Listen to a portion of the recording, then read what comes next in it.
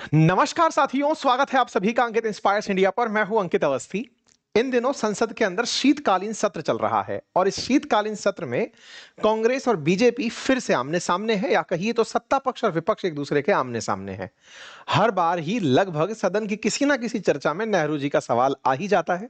इस बार भी नेहरू जी का सवाल आया, लेकिन इस बार का सवाल असल मायने में वोट चोरी के चलते आया। नेहरू जी देश के जो पहले प्रधानमंत्री 15 अगस्त 1947 से बनकर के 27 मई 1964 तक रहे थे, उन पर इस बार सत्ता पक्ष का आरोप है कि असली वोट चोर तो वो थे। अब ये असली वोट चोर की कहानी कैसे आती है, उस पर चर्चा करेंगे और चर्चा ये करेंगे कि कैसे पटेल साहब नेहरू जी के चलते पीएम नहीं बन पाए थे, जबकि पूरी कांग्रेस पटेल साहब को ही, वल्लभ भाई पटेल साहब को ही प्रधानमंत्री बनाना चाहती थी।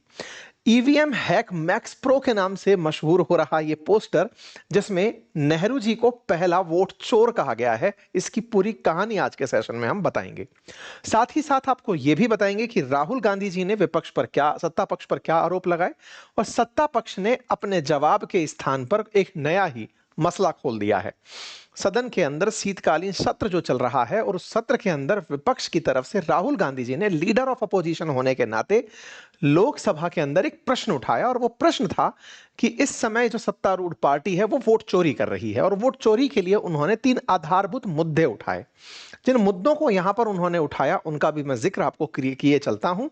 जवाब में जब अमित शाह जी उठे तो उन्होंने क्या पॉइंट्स बताए, वहां से नेहरू जी और पटेल साहब का जिक्र निकल कर आया। आज के सेशन में मैं आपको बताऊंगा कि कैसे सारे मत पटेल साहब के पक्ष में होते हुए भी नेहरू प्रधानमंत्री कैसे बने। आइए शुरू करते हैं। तो मेरे प्यारे साथियों, जैसा कि आप सुर्खियों में देख रहे हैं, वोट चोरी की फैक्ट्री कहा जा रहा है। इस तरह से कहा जा रहा है कि सत्तारूढ़ दल ने अपनी तरफ से वोट चोरी की और राहुल गांधी जी इसके ऊपर पहले भी 1-2 बार बम गिरा चुके हैं। एक बार एटम बम गिराए, एक बार हाइड्रोजन बम गिराए, और अपनी तरफ से कई बार इस पर प्रेस कॉन्फ्रेंस कर चुके हैं कि कैसे एक पूरी संस्थागत तरीके से वोट चोरी करके सरकार चुनाव जीतने का प्रयास कर रही है, जिसके विरोध में सत्ता पक्ष के प्रदर्शन में, सत्ता पक्ष के विरोध में अपोजिशन के द्वारा संसद के बाहर प्रदर्शन भी किया गया।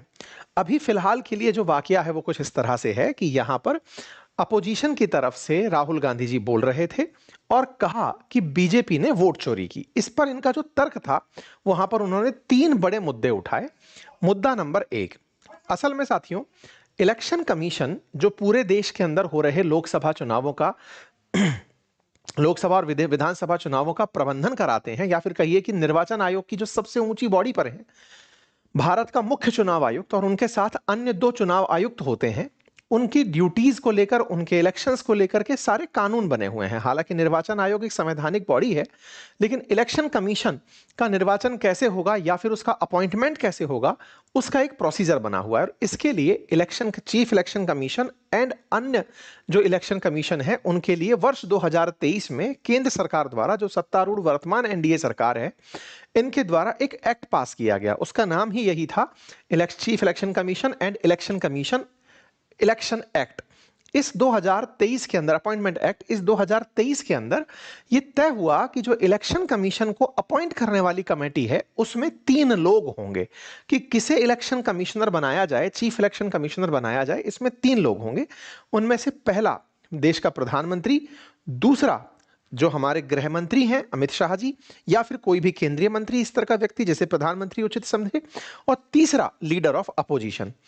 इससे पहले, यानी 2023 से पहले क्या हुआ करता था कि जब भी चीफ इलेक्शन कमीशन का अपॉइंटमेंट होता था तो 3 लोगों की बॉडी मिलकर के तय करती थी, प्रधानमंत्री, chief justice of India and leader of opposition.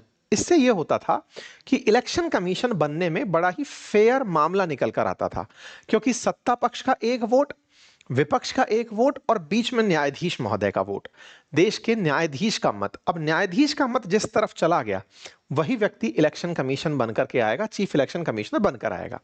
लेकिन हुआ क्या? हुआ ये कि 2023 में बीजेपी ने ये कानून बदल दिया। इससे हुआ ये कि जिसके पक्ष में वोट ज्यादा हैं, तो प्रधानमंत्री और अमित शाह जी निश्चित ही एक ही व्यक्ति को वोट देंगे, क्योंकि उन दोनों की पसंद एक होगी, एक ही सत्तारूढ़ दल से हैं। तो ऐसे में 2-1 का मतदान हो जाएगा। 2-1 का मतदान हो जाएगा तो राहुल गांधी जी का मत वहां पर कोई मायने नहीं रखेगा। इन्होंने सदन में अपनी इसी बात को उठाते हुए कहा कि मैं इलेक्शन कमिश्नर के अंदर अपॉइंटमेंट के अंदर हुए इस बदलाव से ही ये पता लगा सकता हूं कि ये एक पार्टी ने अपने पक्ष में किसी आदमी को अपॉइंट करने के लिए ये सब किया। दूसरा तर्क देते हुए इन्होंने कहा कि इसी कानून में यह भी तय कर दिया गया कि इलेक्शन कमिश्नर का जब भी कार्यकाल चल रहा होगा, उस कार्यकाल में उसने जो फैसले किए होंगे, उस फैसले पर कोई भी उसके रिटायरमेंट के बाद जांच नहीं बैठ सकती। तो बोले बड़ा सवाल यह है कि उनके फैसलों को इतनी इम्यूनिटी क्यों दी प्रधानमंत्री ने। यह दूसरा बड़ा सवाल है और सवाल बड़ा जेन्युइन है। पहला सवाल भी जेन्युइन है कि साहब जब अपोजिशन का मतलब ही नहीं है, न्यायाधीश की जगह अपोजिशन को क्यों बिठाया गया। दूसरा तर्क यह कि जब आपने उनको इम्यूनिटी देने की बात की कि आप कुछ भी डिसीजन लो, आपको अगर हमारी सरकार चली भी गई तो जो दूसरी सरकारें आएंगी वो आपको इस बार के निर्णयों पर जेल में नहीं घसीटेंगी। दूसरा ये पॉइंट। और तीसरा पॉइंट, बोले निर्वाचन जब होता है तो उस निर्वाचन में जो डेटा है इलेक्शन के बाद का, वो 45 दिन तक सीसीटीवी फुटेज तक रखने का था, रखने का ही कर दिया गया और डेटा को डिलीट करने की बात की गई, ये कहते हुए कि ये सिक्योरिटी ब्रीच हो जाएगा। बोले इलेक्शन जिस वोटिंग बूथ पर हो रहा है, वहां जहां पर डाउट है, उसका डेटा डिलीट करने के लिए इतनी जल्दबाजी का आदेश देने की क्या जरूरत थी। बोले इससे यह प्रमाणित होता है कि आपका इंटेंट प्योर नहीं था, आपका इंटेंट ही चुनाव के अंदर माल फंक्शन करना था। आप ऐसा इलेक्शन कमिश्नर बिठाना चाहते थे जो आपके बिठाया हुआ हो। दूसरा, आप इस तरह से काम करना चाहते थे ताकि अगर इलेक्शन कमीशन आपके पक्ष में कोई काम कर दे जो कि गलत भी है तो भी उसको कोई दिक्कत ना हो। और तीसरा, आपके पास प्रमाण ना रह जाए, इसलिए आपने डेटा डिलीट करने का निर्णय दे दिया।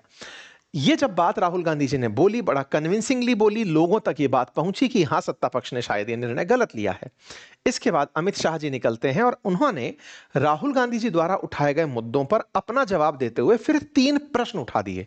बोले राहुल गांधी जी, आप जिस वोट चोरी की बात कर रहे हैं जिसका कोई प्रमाण नहीं है, लेकिन हम आपको प्रामाणिक रूप से 3 वोट चोरी बताते हैं जो देश की सबसे बड़ी वोट चोरियों में से है। पहला, जवाहरलाल नेहरू जी के बारे में कहा कि नेहरू जी को प्रांतीय कांग्रेस की जो सभाएं थी उनमें से किसी भी सभा ने अपनी तरफ से प्रेसिडेंट बनने के लिए यानी कांग्रेस अध्यक्ष बनने के लिए वोट नहीं किया था। फिर भी देश का प्रधानमंत्री नेहरू जी बने, जबकि पटेल साहब के समर्थन में 15 में से 12 लोग थे। जबकि नेहरू जी के समर्थन में गांधी जी के कहने के बाद भी एक भी व्यक्ति नहीं था। इसका मतलब नेहरू जी अपनी जिद से और गांधी जी के आशीर्वाद से प्रधानमंत्री बने थे।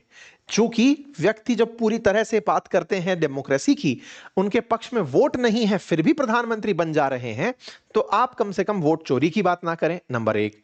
नंबर दूसरा, इन्होंने उदाहरण देते हुए कहा कि जिस समय इंदिरा गांधी जी रायबरेली में हुए चुनाव में धांधली के चलते, सरकारी सिस्टम को इस्तेमाल करने के चलते इलाहाबाद हाईकोर्ट के द्वारा अयोग्य ठहरा दी गई, तो उन्होंने इमरजेंसी लगाई और इमरजेंसी में यह कानून पास कर दिया कि प्रधानमंत्री पर कोई भी मुकदमा नहीं चलेगा। बोले ये दूसरी वोट चोरी थी। तीसरी वोट चोरी कि सोनिया गांधी जी जब तक देश की नागरिक नहीं बनी थी, उससे पहले ही उनका नाम मतदाता सूची में जोड़ दिया गया, जो कि दर्शाता है कि फर्जी दस्तावेज तरीके से तैयार किए गए थे। बोले आप लोग तो कम से कम बात करिए ही मत। अमित शाह जी ने अपनी तरफ से ये 3 पॉइंट छोड़ दिए।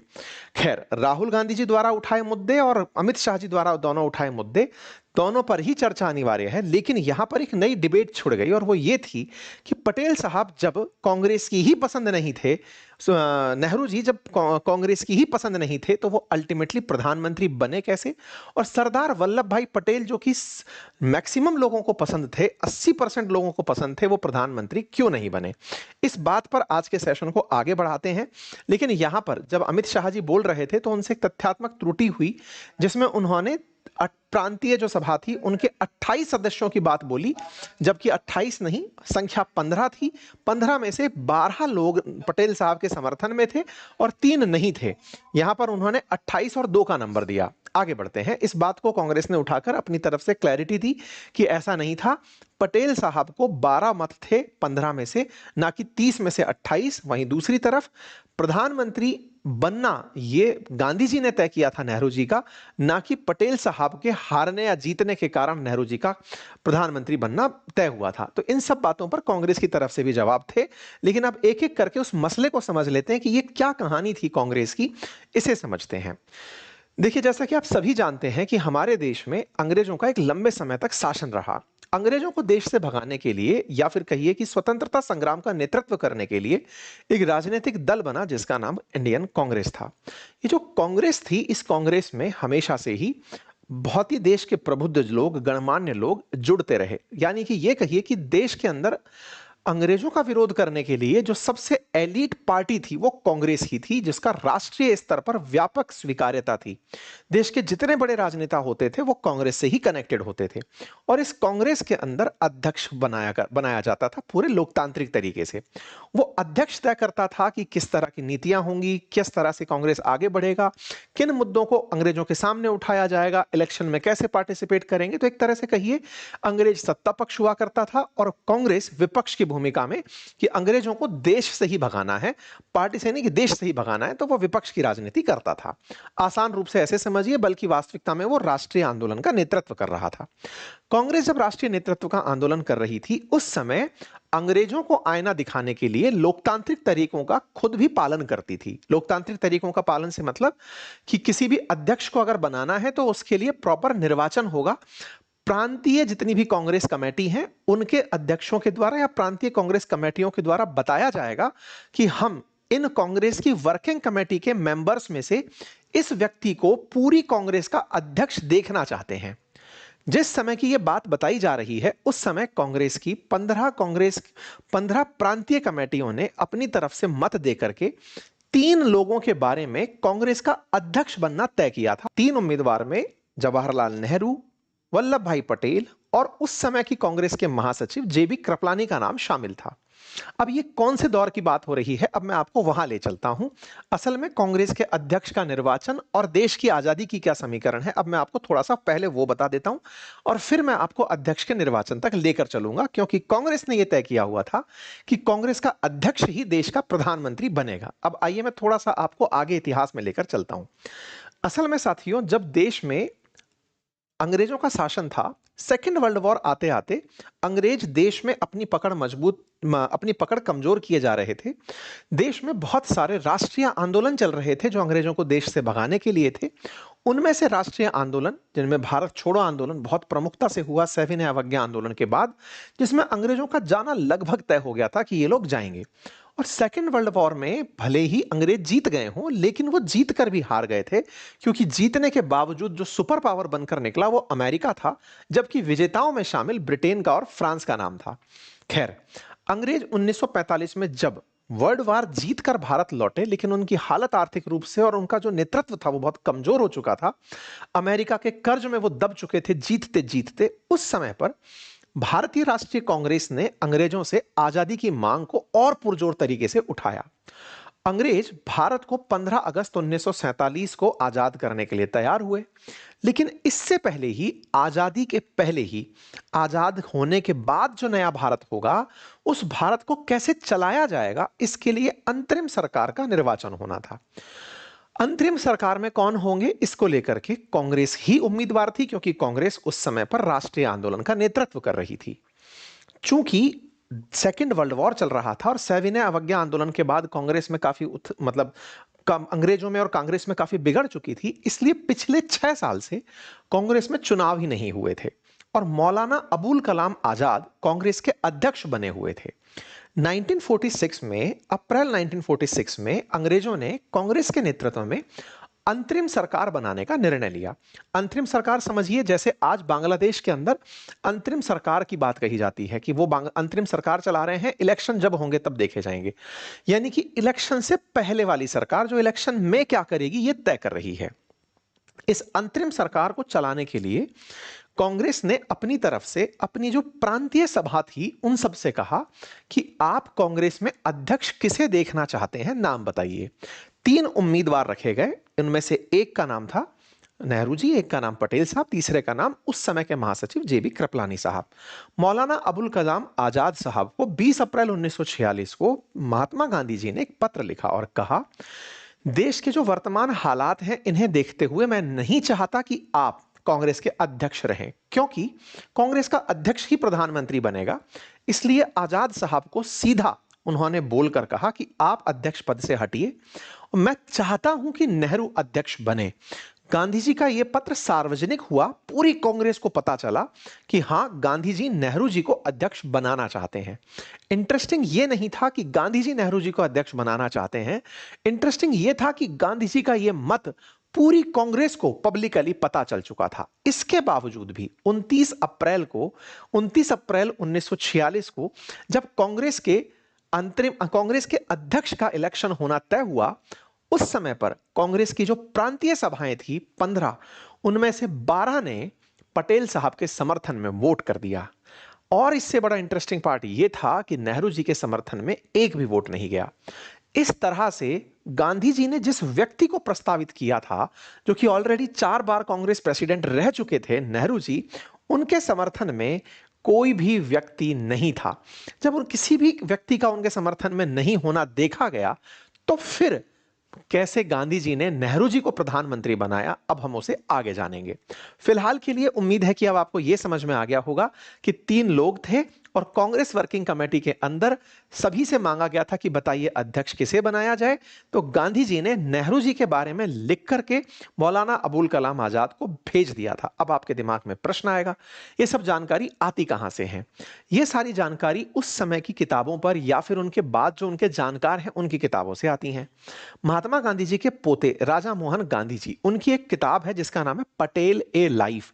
उसके कई दृष्टांत में यह बात लिखी गई कि गांधी जी ने पटेल साहब को प्रधानमंत्री ना बनाकर नेहरू जी को प्रधानमंत्री बनाया। गांधी जी ने पटेल साहब को क्यों प्रधानमंत्री नहीं बनाया, जबकि पटेल साहब को कांग्रेस में सबसे ज्यादा लोग पसंद करते थे? अगर वो देश के उस समय प्रधानमंत्री होते तो निश्चित ही हम पाकिस्तान से कश्मीर भी छीन लेते, बलूचिस्तान भी छीन लेते, शायद पाकिस्तान आज एग्जिस्ट ही नहीं करता। आज के समय में यह बहस इसलिए ज्यादा प्रासंगिक होती है क्योंकि इतिहास में जाकर के इतिहास में लिए गए निर्णयों को जब देखते हैं, उसमें से पटेल वर्सेस जब नेहरू जी की चर्चा होती है, तो चूंकि भारत के एकीकरण में पटेल साहब का जो नेतृत्व है, वो देश आज तक देख रहा है कि उन्होंने किस तरह से राजघराने हो या फिर इंडिपेंडेंट स्टेट्स हो, उन्हें मिलाकर भारत का निर्माण किया। तो मानना यूं होता है कि यदि पटेल साहब प्रधानमंत्री होते तो भारत का स्वरूप कुछ और होता। ठीक है साहब, लेकिन सवाल यह था कि गांधी जी ने पटेल साहब से नेहरू जी के नाम पर हस्ताक्षर कैसे करवा लिए, इसकी कहानी क्या थी? इसकी कहानी बड़ी इंटरेस्टिंग बताई जाती है। यह कहां से निकल कर आती है? तो असल में महात्मा गांधी जी के ऊपर पूरी तरह से उनके जो काम है ना, उनके 100 वॉल्यूम पब्लिश्ड हो रखे हैं। आप mkgandhi.org पर जाकर देख सकते हैं। वहां पर महात्मा गांधी जी के जितने भी पत्र हैं, उनके लिखी हुई जितने भी दृष्टांत, उनसे रिलेटेड जो भी बातें हैं, वहां सब लिखी हुई हैं। और उन्हीं में से ये मौलाना अबुल कलाम आजाद को लिखा गया पत्र जो गांधी जी का है, जो कि उन्होंने 20 अप्रैल 1946 को लिखा था, उसमें नेहरू जी का नाम शामिल है कि वो चाहते हैं कि वो नेहरू जी को अध्यक्ष बनाए। लेकिन उसमें यह नहीं लिखा था कि नेहरू जी के लिए कारण क्या सोचते हैं गांधी जी। हालांकि इस बारे में भी महात्मा गांधी जी से एक पत्रकार हैं दुर्गादास, उन्होंने जब सवाल किया तो उन्होंने उसके भी जवाब दिए, जो कि इसी वेबसाइट पर अगर आप आगे जाएंगे तो आपको वो मिल जाएंगे। खैर, अभी मैं आपको जो यहां सारी बातें हैं उनका सार बता देता हूं इस पूरी गैलरी से जो निकल कर आया। सवाल ये टिका था कि यह घटना बड़ी ही रोचक थी। घटना कौन सी बड़ी रोचक थी? जब महात्मा गांधी जी ने नेहरू जी को प्रेसिडेंट ऑफ कांग्रेस बनाया, हुआ क्या था और क्यों, मतलब नेहरू जी को इतना पसंद कर रहे थे, हम उसके बारे में भी बताएंगे। असल में हुआ क्या कि कार्यकारी समिति की 29 अप्रैल 1946 को बैठक चल रही थी, जहां पर जेबी कृपलानी जी भी थे, महात्मा गांधी जी भी बैठे थे, नेहरू जी भी थे, पटेल साहब भी थे, और भी जितने भी कांग्रेस वर्किंग कमेटी के मेंबर थे वो प्रेजेंट थे। पूछा गया कि बताइए भाई अध्यक्ष किसको बनाया जाए, क्योंकि अब तक यह तय हो चुका था कि कांग्रेस का जो भी अध्यक्ष होगा वही देश का प्रधानमंत्री बनेगा। कांग्रेस, अच्छा मैं इसमें आपको एक बात मेंशन कर दूं, देश 15 अगस्त 1947 को आजाद हुआ। हमारे देश में जो निर्वाचन हुए वो 1951 के एंड में और 52 की शुरुआत में हुए हैं। तो इतने सालों तक जो भी प्रधानमंत्री रहे वो अनइलेक्टेड ही थे, या फिर कहिए कि वो कांग्रेस की तरफ से बनाए हुए प्रधानमंत्री थे। चुनाव तो हमारे देश में जाकर फरवरी 1952 में रिजल्ट के रूप में निकले थे। एनीवे, फिलहाल के लिए तर्क यह आता है कि साहब क्या हुआ था उस दौर में, जरा उसकी चर्चा कर लेते हैं। तो हुआ ये कि जेबी कृपलानी साहब ने अपनी तरफ से महात्मा गांधी जी की तरफ एक पत्र प्रेषित किया, साहब की ऐसे ऐसे रिजल्ट आए हैं, पटेल साहब के समर्थन में इतने लोग हैं, नेहरू जी के समर्थन में कोई नहीं है। महात्मा गांधी जी का नजर देख करके कृपलानी साहब समझ गए कि उसमें उनका नाम भी था, कि लोग उन्हें भी एक मत उनको भी मिला था कि अध्यक्ष के रूप में देखना चाहते हैं। उन्होंने अपना नाम टेक डाउन कर लिया, बोले ठीक है। फिर पटेल साहब का नाम लिखा हुआ जो पत्र था वो पूरी कांग्रेस वर्किंग कमेटी के सामने से गुजारा गया, जिसमें यह तय करना था कि किसे प्रधानमंत्री या फिर कहिए अध्यक्ष बनाया जाएगा। कहते हैं कि महात्मा गांधी जी ने पटेल साहब से अपेक्षा की थी कि वो अपना नाम वापस ले लेंगे, क्योंकि गांधी जी पब्लिकली 20 अप्रैल को बता चुके थे कि मैं चाहता हूं कि नेहरू प्रेसिडेंट बने, तो पटेल साहब शायद थोड़ा लिहाज रखेंगे और अपना नाम वापस ले लेंगे। कहते हैं कि वो जब पत्र घूमा तो पटेल साहब ने अपना नाम वापस नहीं लिया। जब पटेल साहब ने नाम वापस नहीं लिया तो महात्मा गांधी जी के हाथ में वो लेटर आया कि भाई सुनिए, अब नेहरू के समर्थन में लोग हैं ही नहीं। तो उन्होंने नेहरू जी को यह बात बोली कि नेहरू जी, आपके समर्थन में लोग नहीं हैं, मैं चाहता हूं कि आप राष्ट्र अध्यक्ष बने, लेकिन बताइए कि आपके समर्थन में लोग नहीं हैं। तो कहते हैं कि नेहरू जी उस समय कुछ बोले नहीं, चुप हो गए। कहते हैं कि उस समय कुछ अनमने मन से बैठ गए, नाराज हो गए, क्योंकि महात्मा गांधी जी और नेहरू जी के बीच की जो केमिस्ट्री थी उससे महात्मा गांधी जी भली भांति अवगत थे कि नेहरू जी को नाराज होना है तो वो रूस जाएंगे या कैसे मनाया जाएगा, तरीका पता था। महात्मा गांधी जी ने फिर वो पत्र वापस नेहरू जी की तरफ भेजा कि आप अपने नाम से अपनी दावेदारी वापस ले लीजिए। तो इस बात पर जब पत्र वापस गया तो महात्मा गांधी जी के आदेश को मानते हुए पटेल साहब ने अपना नाम उस पद से वापस ले लिया, अध्यक्ष के पद से वापस ले लिया, कि साहब मैं चुनाव ही नहीं लड़ रहा, लीजिए अपना नाम वापस ले लेता हूं। तो जब चुनाव में कोई खड़ा ही नहीं हुआ तो नेहरू जी ही इकलौते निर्विरोध रूप से चुने गए अध्यक्ष बने। ये बिल्कुल वैसी स्थिति थी कि आप अब इस पूरी कहानी को सुनकर कह पाएंगे कि महात्मा गांधी जी ने अपनी जिद से नेहरू जी को कांग्रेस का अध्यक्ष बनाया, और जिन कांग्रेस का अध्यक्ष उन्हें बनाया वही आगे चल करके प्रधानमंत्री बनेंगे, ये बात महात्मा गांधी जी जानते थे। लेकिन अब इन सबसे बड़ा सवाल यही बना कि सरदार वल्लभ भाई पटेल को छोड़ करके गांधी जी ने नेहरू को ही अंतरिम प्रधानमंत्री क्यों बनवाया। यह सवाल बड़ा सवाल है और इसके सवाल पर सबके अपने अपने तर्क हैं। लेकिन उस समय कांग्रेस में किसी की यह हिम्मत नहीं थी कि वो महात्मा गांधी जी से यह सवाल कर ले। आप में से कुछ लोग कहेंगे कि यह कैसे हो सकता है, महात्मा गांधी जी से कोई सवाल क्यों नहीं कर पा रहा था? क्योंकि उस समय के राष्ट्रीय आंदोलन गांधी जी के पीछे लड़े जाते थे, होते थे। गांधी जी तय करते थे सविनय अवज्ञा आंदोलन होगा, भारत छोड़ो आंदोलन होगा, ये सारी चीजें गांधी जी तय करते थे। तो जनता में कांग्रेस से ज्यादा महात्मा गांधी जी की पहचान थी, और महात्मा गांधी जी अगर पलट जाएं तो कांग्रेस पलट जाए, वो वाली हाल थी। तभी तो कांग्रेस के किसी भी पद पर महात्मा गांधी जी ना होते हुए भी पूरी कांग्रेस चलाते थे, और शायद बाद की कांग्रेस ने भी यही सीखा। एनीवे, महात्मा गांधी जी नेहरू जी को क्यों पसंद करते थे, इस बात के लिए एक पत्रकार हैं दुर्गादास, जिन्होंने अपनी तरफ से जब कभी गांधी जी से यह सवाल पूछा तो उनसे पूछा कि साहब आप बताइए कि आपने ऐसा क्यों किया। तो उस पर गांधी जी का जवाब था, महात्मा गांधी जी ने अपनी तरफ से जवाब देते हुए कहा था कि असल मायने में हमारे देश में गांधी जी का कहना था कि देश जब आजाद होगा तो विदेश स्तर पर देश के किस व्यक्ति की पहचान ज्यादा है, यह बात बहुत मायने रखेगी।